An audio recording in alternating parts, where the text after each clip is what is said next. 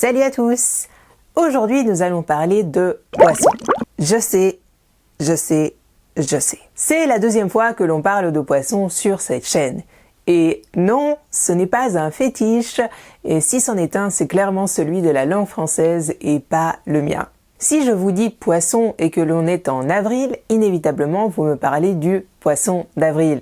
Je sais ce que vous allez dire, « Oh mais c'était il y a une semaine, t'es en retard ». I know. Et je vous réponds « Oui, et alors ?» Voilà qui est dit, entrons donc maintenant dans le vif du sujet. En anglais, le poisson d'avril s'appelle April Fool's Day, ce que l'on pourrait traduire par le jour des fous. Et quand l'on connaît l'origine de cette célébration, on se dit que le nom anglais est plus approprié. La première question que l'on peut se poser, c'est pourquoi le 1er avril? Pourquoi pas le 2, le 3, le 4 ou un autre mois? Eh bien, figurez-vous qu'au Moyen-Âge, en Europe, en fonction des régions, on ne célébrait pas le Nouvel An à la même date. C'est là que vous allez commencer à penser, mais pourquoi est-ce qu'elle me parle de Nouvel An alors qu'on était sur le poisson d'avril? Ça peut sembler incongru, mais il y a une logique. Pour certains, le Nouvel An, c'était le 25 décembre. La concurrence faisait donc rage à l'époque pour l'appropriation de cette date, et l'on sait maintenant qui a gagné. Pour d'autres, c'était le jour de Pâques.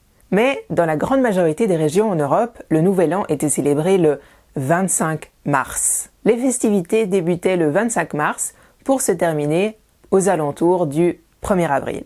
Mais, d'un point de vue administratif, ce que les Français adorent, faire débuter l'année à des dates différentes n'était pas très pratique, inévitablement. Il a dès lors fallu faire le ménage.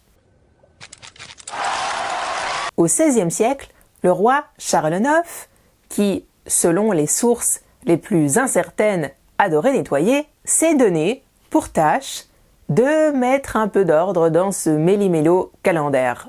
Et, comme tout roi désireux de figurer dans les annales de l'histoire, il promulgua un édit. Cet édit, dit édit de Roussillon, fixait pour la France le début de la nouvelle année civile au 1er janvier. Cette date fut généralisée à l'ensemble des pays catholiques en 1582 sur décision du pape Grégoire XIII. C'est d'ailleurs la raison pour laquelle on parle de calendrier grégorien. Certains Français qui avaient du mal à rompre avec leurs vieilles habitudes ont continué à célébrer le passage à la nouvelle année entre le 25 mars et le 1er avril, mais sous un angle plus humoristique. Les étrennes ont peu à peu fait place aux plaisanteries plus ou moins drôles. Selon d'autres sources, cette idée de faire des blagues le 1er avril est plutôt liée au fait que cette unification calendaire a connu plusieurs obstacles, à savoir le fait que tout le monde n'était pas au courant. Et donc, certaines personnes continuaient à célébrer le Nouvel An entre le 25 mars et le 1er avril. Il semblerait donc que les étourdis, ceux qui n'étaient pas au courant ou ceux qui faisaient semblant de ne pas l'être, se faisaient rappeler cette unification calendaire le 1er avril par de fausses étrennes ou quelques plaisanteries. Bon, je crois qu'on a tous compris le côté humoristique de cette célébration. Mais qu'en est-il du poisson? La plupart des sources s'accordent sur l'édit de Roussillon au niveau de la date. Mais les hypothèses quant à l'origine du poisson sont nombreuses et ne font pas l'unanimité. Selon certains, l'explication la plus pragmatique, c'est celle qui consiste à dire que le mois d'avril correspond au mois du signe zodiacal du poisson.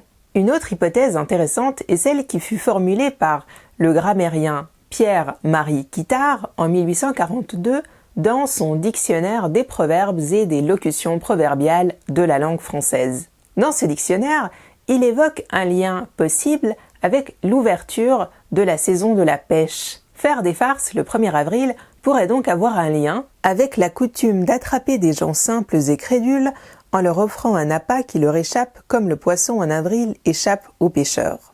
Enfin, la dernière hypothèse est liée à la fête de Pâques, qui marque la fin du carême dans la religion chrétienne. Et au cours du carême, la consommation de poissons est particulièrement importante. Merci d'avoir regardé, n'hésitez pas à indiquer en commentaire l'hypothèse qui vous semble la plus plausible, et moi je vous dis à la prochaine.